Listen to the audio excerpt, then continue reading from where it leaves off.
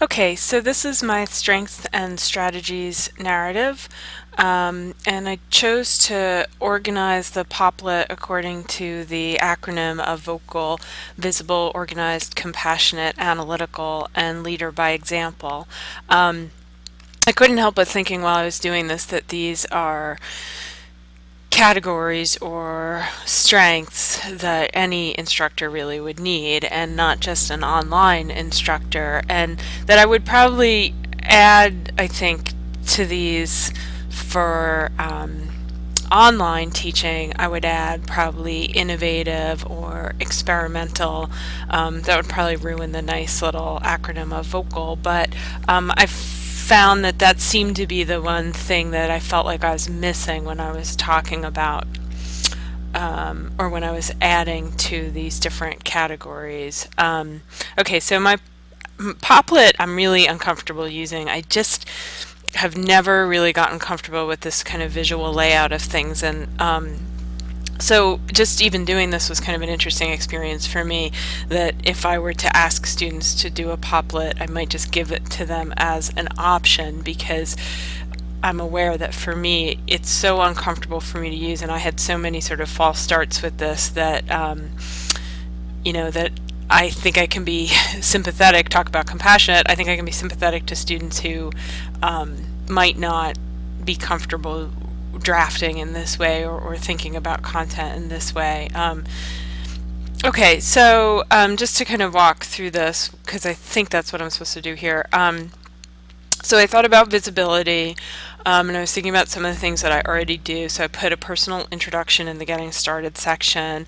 I maintain visibility through emailing and announcements, providing feedback, participating in forums. That's something that I think is particularly important for visibility, that when the students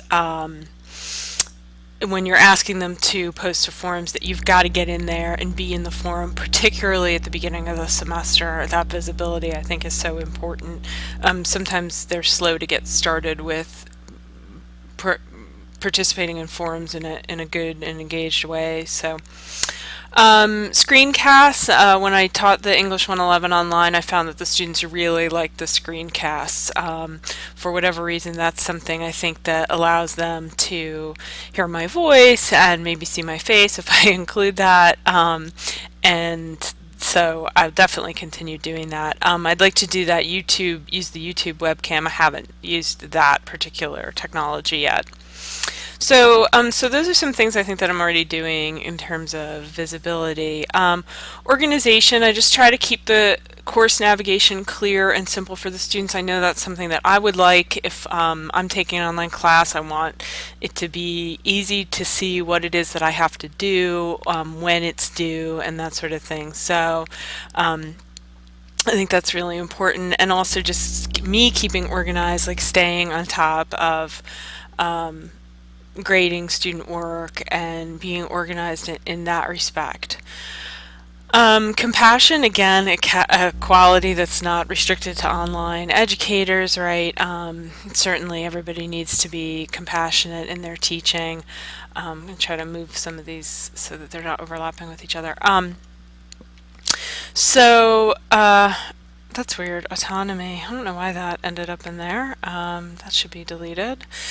Okay, so compassionate, I think providing clear instructions is a sign of compassion, right? And then answering questions quickly, right? So, we always think that our online course and our regular courses, that everything is spelled out really clearly, and students do still have questions, they do still get confused.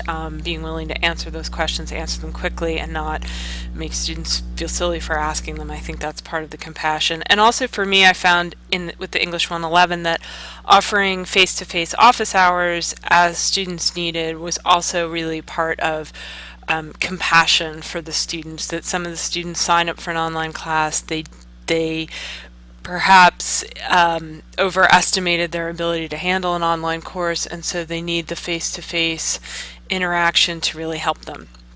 Remembering that online learning may be new to many students, it's kind of related to that. And also I think identifying struggling students early on in the semester so that you can get them the help they need. Analytical, I interpreted this to mean sort of putting the course content in useful chunks and then reflecting on the course and how it's working and revising it as needed and maybe getting some student feedback through Qualtrics or through an online SIGID to help better implement the course. And certainly I try to do that in my regular classes. I would definitely try to do it in an online class as well. Leading by example, I think helping to set an intellectual tone in the forum and other discussions, I think that can be important.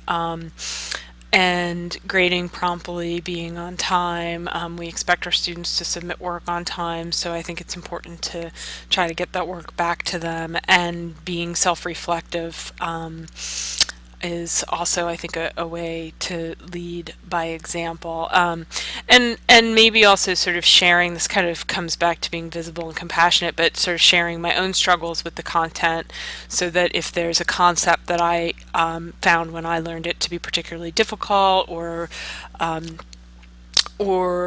particularly at odds with my own sort of moral standpoint, that I would be honest about that. And in the women's studies class, which can be a controversial class where we discuss topics that people may find conflicting with their own moral standpoint, I think it's all the more important to lead by example with regard to that. Okay, so that's my strengths and strategies narrative. I'm getting a connection error with my Poplet, so I'm hoping that it's actually going to be saved. But if not, I suppose I have this screencast-o-matic to show that I actually did this. Okay, all right, thanks guys, bye.